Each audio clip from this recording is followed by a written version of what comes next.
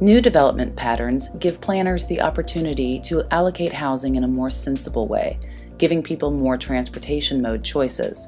Specifically, SB 375 links the state-required distribution of housing to future transportation investments through SCS plans.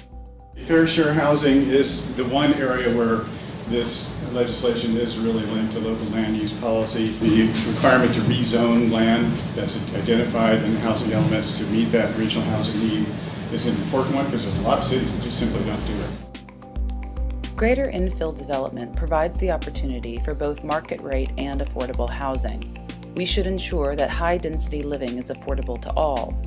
Low-income housing should be distributed more equally, helping us to alleviate the jobs-housing imbalance. We've had this huge correction in the housing market.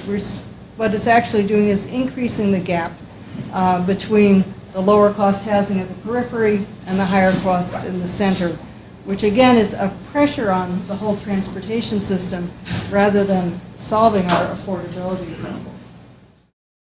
We can't have sustainable communities, a sustainable land use strategy under AB 32 or SB 375 without attention to equity.